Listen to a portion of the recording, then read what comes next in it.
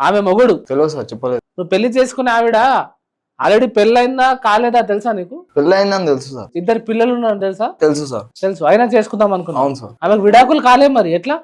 అంటే వాళ్ళ భర్త లేడు, వదిలేసిండు, ఒక్కదానే ఉంటున్నానంటే ఇక నాకు కూడా, నేను కూడా ఒక్కనే ఉంటున్నా కదా సార్, అట్లా ఇక తోడుకుంటది అన్నట్టు నేను అనుకున్నా సార్. ఇతనని నాకు పర్టికులర్ గా తెలియదు మేడం. అతను తెలియకపోవచ్చు నీకు, కానీ ఆమెకైతే పెళ్ళయింది, 2 పిల్లలు ఉన్నారు, మొగుడు ఎక్కడికో వెళ్ళిపోయాడని చెప్పింది. వాడు ఏదో ఒక రోజు తిరిగి రాడా? అదేమి ఆలోచన వద్దా నీకు? మొత్తానికి వదిలేసి వెళ్ళిపోయాడు, ఇక రాడు అని చెప్పింది మేడం. ఆమె చెప్తే వినేయడమేనా నువ్వు? ఇక రాడని చెప్పేసి ఆమెనే చెప్పిన తర్వాత నా నెంబర్ గిట్లా ఇతని దగ్గర ఉంది మేడం. నా నెంబర్లో, ఆమె నెంబర్లో నాకు ఫోన్ లో దొరికినప్పుడు నా నెంబర్లోకి వెళ్ళి కాల్ చేసినప్పుడు ఆ నెంబర్ గిట్లా ఇతని దగ్గర, నా నెంబర్ బ్లాక్ లిస్ట్ లో పెట్టిండు మేడం. నేను ఎప్పుడన్నా కాల్ చేసినప్పుడు ఇట్లా వేసుడు, ఆమె కాల్ చేసుడు, నేను బయటకు వెళ్ళిన బ్లాక్ లిస్ట్ లో నేను వేయలే మేడం. నెంబర్ ఎప్పుడు చేసిన ఇతని నెంబర్ అని నాకు తెలియదు మేడం, నాకు చెప్పలేదు. బ్లాక్ లిస్ట్ లో నేనైతే వేయలే మేడం. నాకు బ్లాక్ లిస్ట్, నాకు టైమే సరిపోదు మేడం. ఎందుకో అంటే మా సార్ అంత టైం ఇవ్వడు మేడం. మీ సారు ఏం చేస్తుంటావు నువ్వు? నేను డ్రైవింగ్ చేస్తుంటా మేడం. ఓహో, నువ్వు డ్రైవింగ్ చేస్తుంటావా? అయితే నీకు టైమే సరిపోదంటావు.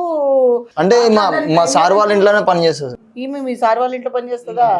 సరిపోయింది, అది మ్యాటర్. సంగతి. ఓకే, అయితే ఇక్కడ నుంచి వెళ్ళి అక్కడ ఉండి ఆ ఇంట్లోనే వర్క్ చేస్తూ ఆ ఇంట్లో ఉన్న డ్రైవర్ ని పట్టుకున్నావు.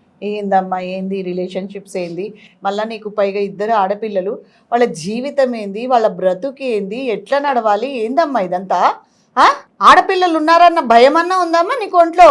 రేపు పొద్దున వాళ్ళ పొజిషన్ ఏంది, వాళ్ళ పరిస్థితి ఏంది?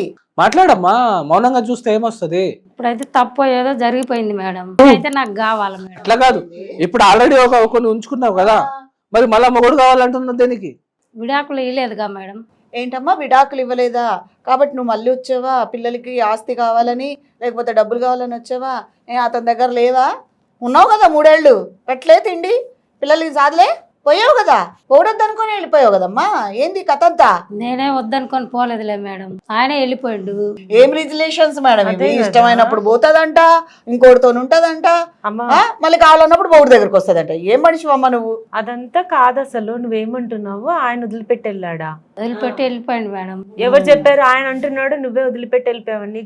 కథ అంతా కూడా ఆల్రెడీ మొదటి నుంచే నడుస్తుంది. నీ భర్తకి తెలియకుండా నడిపించింది కాకుండా ఇప్పుడు మళ్ళీ తను వదిలిపెట్టి వెళ్ళాడు అని అంటున్నావు. అసలు అది వాస్తవమేనా? అదేం లేదులే మేడం. మళ్ళీ లేదంటావు? సంవత్సరాల నుంచేలే మేడం. క్వైరీ చేయండి, ఇక్కడ కూర్చోబెట్టామా నిన్ను? ఎంత నిర్భయంగా చెప్తుంది మేడం. 3 సంవత్సరాల నుంచే లే అంటుంది.